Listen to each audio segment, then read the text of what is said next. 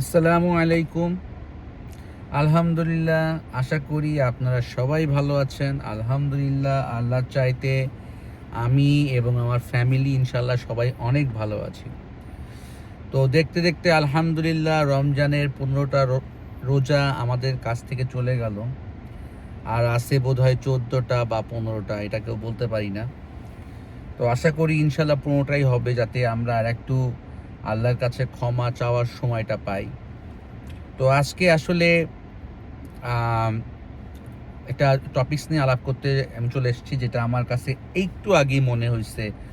তো আমার কাছে মনে হয়েছে জিনিসটা আপনার সাথে শেয়ার করা দরকার, তো আসলে সেই জিনিসটাই আমি শেয়ার করতে আসছি। তো দেখুন, 15টা রোজা শেষ। রমজান মাস সম্পর্কে আমরা যা জানি সেটা হলো, রমজান মাস হলো রহমতের মাস।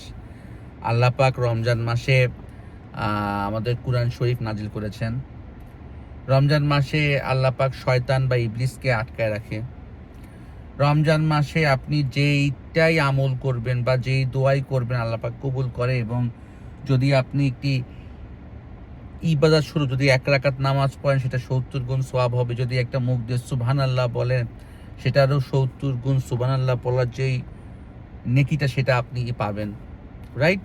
এটা আমরা সবাই জানি, এটা আমরা ছোটবেলা থেকেই সবাই জানি। ইনশাআল্লাহ যারাই ইসলামী, যারা মুসলিম ফ্যামিলি থেকে যারা বিলং করে তারা ইনশাআল্লাহ সবাই জানে। তো দেখুন, দেখতে দেখতে 15 ডেজ, দেখতে দেখতে 15 ডেজ শেষ হয়ে গেল। আমাদের ভিতরে এরকম অনেকে আছি যারা আমরা চিন্তা করি আরও তো আছে ইনশাল্লাহ, আজকে দোয়াটা পড়লাম না, কালকে দোয়াটা পড়বো। আচ্ছা, আজকে তো করলাম না, কালকে করব। এইটাই বলতে বলতে, আচ্ছা আজকে তো নামাজ পড়লাম না 5 ওয়াক্ত, ইনশাল্লাহ কালকে থেকে পড়বো। এই যে এরকম বলতে বলতে, এরকম করতে করতেই 15 ডেজ শেষ হয়ে গেছে। দেখুন, আজকে রমজানের আমি দ্বিতীয় জুম্মা পড়ে আসলাম।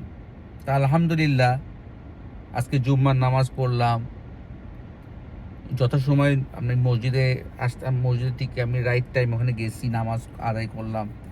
তো একটা জিনিস খেয়াল করলাম যে অ্যাজ ইউজুয়াল এমনি সময়েও যতগুলা মানুষ হয় মসজিদে, আজকে ওরকমই মানুষ হয়েছে।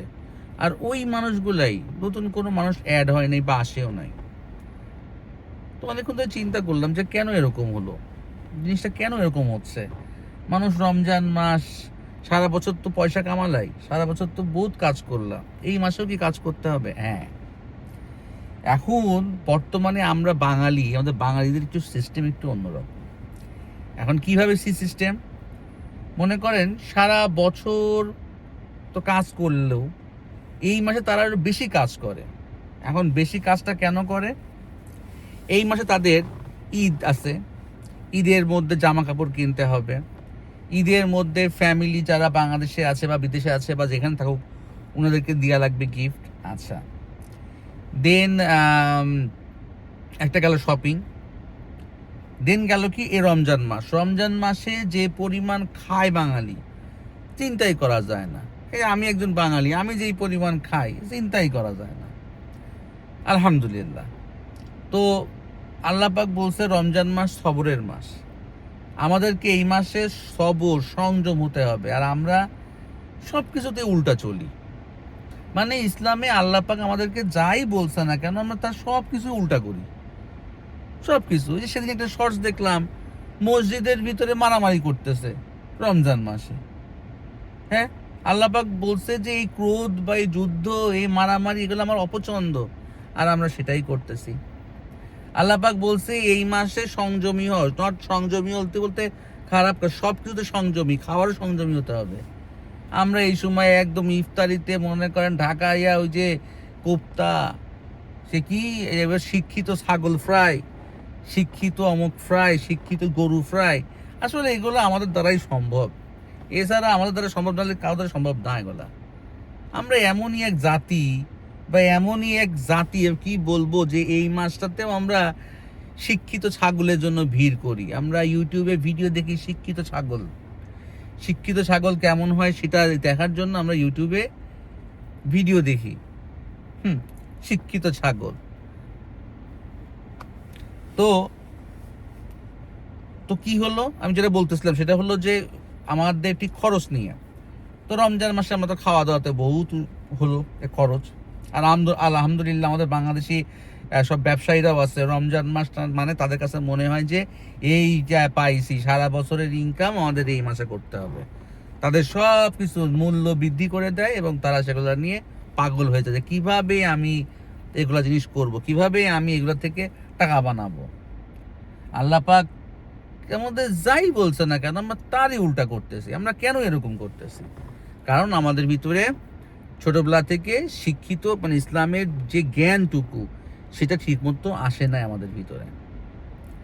এই যে শুধু গেল এই পার্টটা, এবার আসেন জাকাত নিয়ে।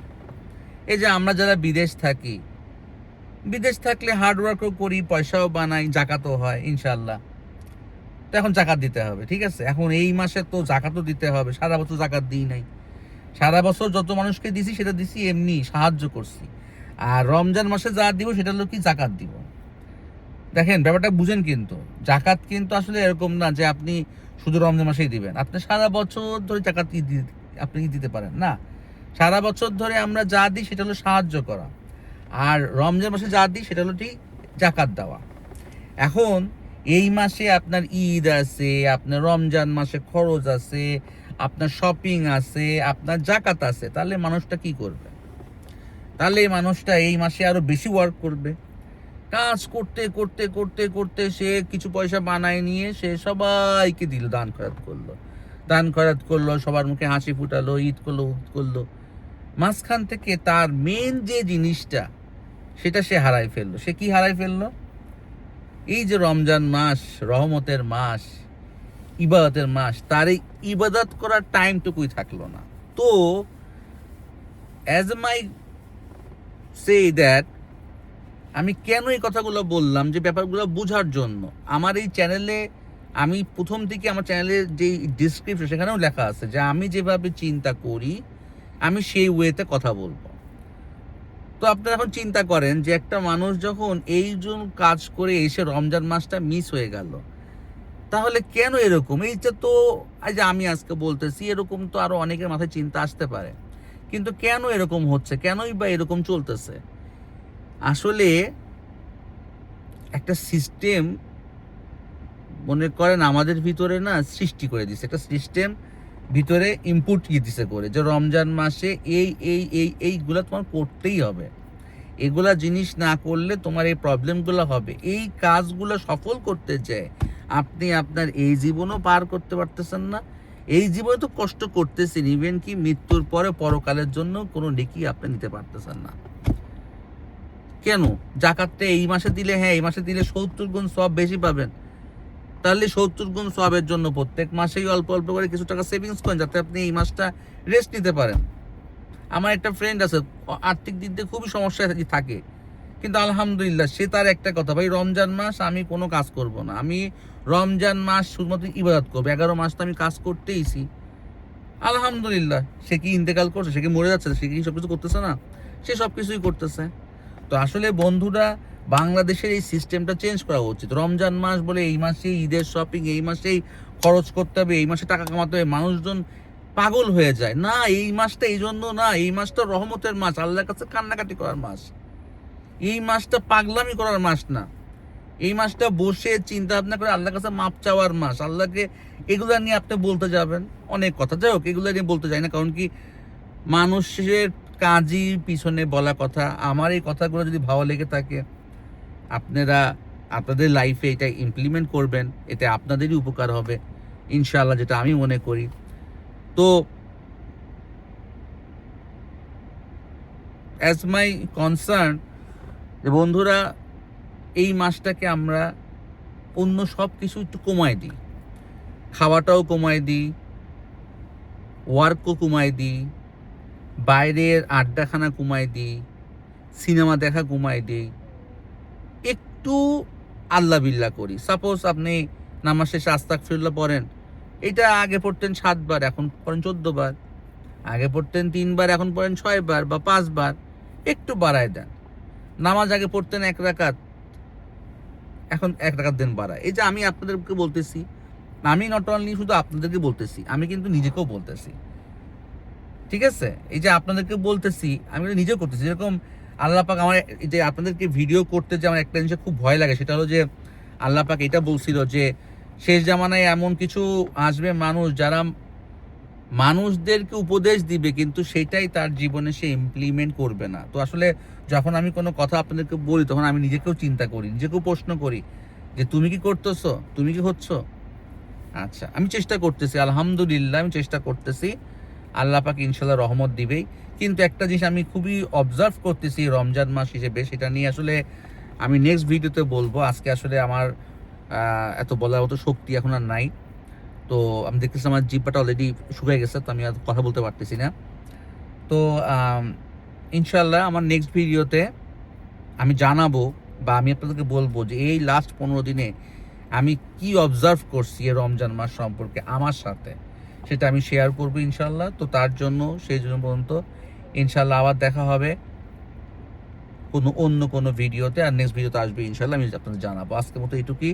সবাইকে রমজানের মোবারক। আর প্লিজ নামাজ যারা পড়তেছো না তারা নামাজ শুরু করো, কারণ এটা অনেক ইম্পর্টেন্ট একটা মাস। আর এই মাসেই রমজান এর মধ্যে নামাজ শুরু করা সবচেয়ে উত্তম উপায় কি? এই মাসে ইবলিস বা শয়তানকে আল্লাহ পাক আটকে রাখছে। আপনার চাইলেই নামাজে আমরা আসতে পারি, নামাজ পড়তে পারি। তো আলহামদুলিল্লাহ, আশা করব আপনারা নামাজ পড়বেন ইনশাল্লাহ। রমজানের আর মাত্র আছেই 14টা বা 15টা রোজা। তো ইনশাল্লাহ আমরা সবাই একসাথে নামাজ আদায় করব ইনশাল্লাহ। আল্লাহ যদি রহমত দান করে, আল্লাহ যদি সহায় দান করে, ইনশাল্লাহ 5 ওয়াক্ত নামাজ আদায় করব। মসজিদে যাদের পক্ষে যাওয়া সম্ভব তারা যে মসজিদে নামাজ পড়ব। আমরা একটু কোরআন শরীফ পড়ব। যেরকম আমি একটা জিনিস আসলে না বললেই না, আমি ওয়াদা করেছিলাম যে আমি কোরআন শরীফের প্রত্যেকটা পারা প্রত্যেক দিন আমি আপনাদেরকে সামনে লাইভ দেখাবো। তো ষষ্ঠ 6 দিন পর্যন্ত হয়েছে, বাট আফটার এই বাকি মনে করেন 7 দিন বা 8 দিন বা 9 দিন আসলে আমার পক্ষে সম্ভব হয় না, একটু ব্যস্ততার জন্য। আসলে সময়টা আমার জন্য, আমার যে লাইফের যে সিচুয়েশন, সেই সিচুয়েশন আসলে সময়টা বের করা খুবই টাফ হয়ে যাচ্ছে আমার জন্য। তো যাই হোক বন্ধুরা, আমার জন্য করবা দোয়া। আমি যে ভুলটা হচ্ছে আমার দ্বারা, বা যদি কোনো ভুল করে থাকে আমাকে মাফ করে দিবা। আর প্লিজ আমাকে সাপোর্ট করার জন্য ধন্যবাদ, আমার ভিডিও দেখার জন্য ধন্যবাদ। আমার ভিডিও শেয়ার করো, যাতে তোমার তো উপকার হচ্ছেই, যাতে আমার ভিডিওটা অন্য কেউ দেখে তারও উপকার হয়। তো ঠিক আছে বন্ধুরা, আজকের মতো এইটুকুই। ইনশাল্লাহ পরে কোনো একটা ভিডিওতে ইনশাল্লাহ আবার দেখা হবে আপনাদেরকে সামনে। আপনাদের প্রিয় ভাই আব্দুল্লাহ বিন জায়েদ। ইনশাল্লাহ আবার দেখা হচ্ছে। আসসালামু আলাইকুম ওয়া রাহমাতুল্লাহি ওয়া বারাকাতুহু ওয়া জান্নাতু ওয়া মাগফিরাতুহু।